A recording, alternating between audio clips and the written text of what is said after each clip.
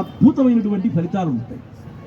కొంతమందికి ధనం లేకపోయినా మాట చెల్లుతుంది, మన పని అవటానికి అవకాశం ఉంటుంది, మనకు సహకరించేవాడు బ్రహ్మాండంగా ఉంటారు. ఆ సమయానికి వచ్చి అవునండి ఆ రోజు చెప్పలేకపోయినాను, మీకు ఈసారి చెబుతున్నాను, నా మాట నమ్మండి, మీకేదో అప్పుడు అపకారం చేశాను, ఇప్పుడు అపకారం చేస్తున్నాను అని చెప్పి మొత్తుకుని వాడే వచ్చి సహాయం చేస్తాడు మనకి. ఇటువంటి ఘట్టాలు కూడా మనకు ఎక్కువ ఉంటాయి. ఆత్మవిశ్వాసం రెట్టింపు అవుతుంది. అంటే ఏంటి, అక్కడ మనపైన మనకు విశ్వాసం, కొంతమందికి వాళ్ళపైనే వాళ్ళకు విశ్వాసం ఉండదు. అటువంటిది ఈ సంవత్సరం కాన్ఫిడెన్స్ ఉంటుంది, ఏమైనా నేను ఏమైనా చేస్తాను అనేటువంటి భావం ఉంటుంది. అంతా కూడా సానుకూల ఫలితాలు ఉంటాయి. అదేవిధంగా శని యొక్క అదృష్టం వల్ల గుర్తింపు లభిస్తుంది, బాధ్యతలు పెరుగుతాయి. అదేవిధంగా అందరికీ తగిన సహాయం చేసేటువంటి గుణం కూడా కలుగుతుంది. జూన్ 2 నుండి అక్టోబర్ 11 వరకు వివాహానికి అనుకూలమైనటువంటి సమయం. వ్యాపారస్తులు లాభాలు గడిస్తారు, కానీ పెద్ద లాభాలు రావు, కనపడవు. ఆ డబ్బులు చేతిలో పడవు, కానీ ఏ భూమి రూపంలోనూ మొత్తానికి ఎట్టా ఉంటాయి అంతా కూడా. అదేవిధంగా విద్యార్థులకు మేలు కలుగుతుంది. గురుబలం కూడా ఉంది ఈ సంవత్సరం. ఎంత ప్రయత్నం చేసినా అంతకు రెట్టింపు విద్యాయుగం వస్తుంది.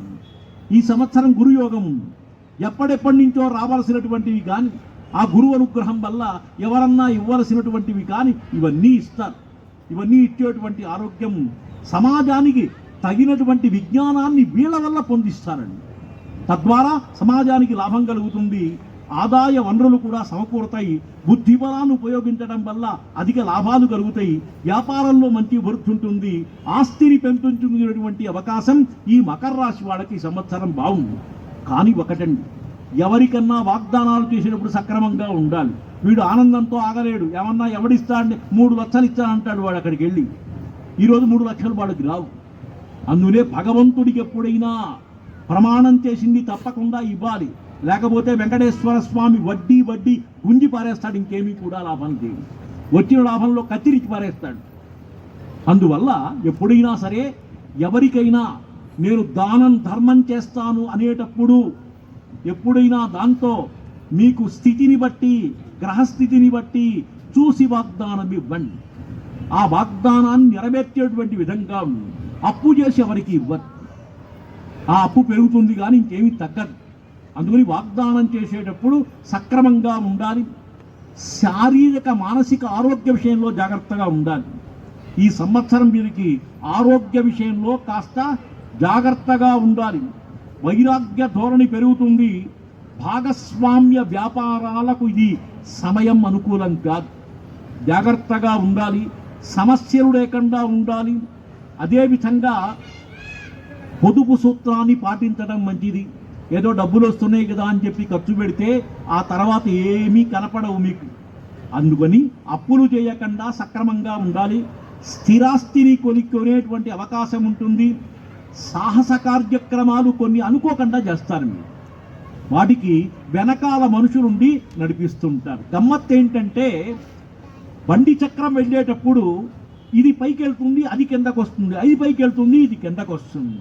ఇట్లా కొన్ని మార్పులు దైవానుగ్రహం వల్ల కానీ, గ్రహస్థితి వల్ల కానీ, ఆ గ్రహాలు మనకు అనుకూలంగా ఉండటం వల్ల కానీ ఒక్కొక్కసారి ఎట్టాగుందంటే మన స్నేహితులు బాగుండి మన పక్కన ఉంటే వాళ్ళ యొక్క గ్రహము యొక్క కూడా మనకు అనుకూలం జరిగి కొన్ని పనులు నిలబడడానికి అవకాశం ఉంది. ఆ వాగ్బలం కానీ, దైవబలం కానీ, వాళ్ళు ఉండేటువంటి పరిస్థితి కానీ, ఇందాక చెప్పానే మానసిక స్థితి, మనస్థితి, పరిస్థితి, తరువాత గ్రహస్థితి. అందువల్ల దీనికి కూడా మనం సక్రమంగా వాళ్ళకెప్పుడో మంచి పని చేసి ఉంటాం. ఆ మంచి పని కోసం మనకు చేయాలని వాడు సహకరిస్తుంటాడు. ఆ సమయంలో వాళ్ళ ద్వారా మనకు మేలు జరిగేటువంటి అవకాశాలు కూడా ఉంటాయి. ఈ సంవత్సరం వీరు గణపతిని పూజించండి. మూలాధార స్థితో దేవః. అసలు గణపతిని ప్రారంభించకుండా, పూజించకుండా ఏ కార్యక్రమం చేయడానికి లేదు. ఆదౌ పూజ్యో గణాధిప అన్నాడు. తిరుపతి వెంకటేశ్వర స్వామి దగ్గరికి వెళ్ళేటప్పుడు కూడా ఇటు వెళ్ళేటప్పుడు గణపతి, వచ్చేటప్పుడు గణపతి. అందువల్ల గణపతిని ఆరాధన గరికతో చెయ్యాలి. గరిక పూజ చేస్తే చాలా మంచిది. అదేవిధంగా దుర్గాం దేవీగుం శరణమహం ప్రపద్యే. దుర్గాదేవికి ప్రార్థిస్తే దుర్గమములు కష్టం కాస్త పోతాయి. దుర్గాదేవి పూజ కూడా పరంగా చేసుకోవాల్సింది.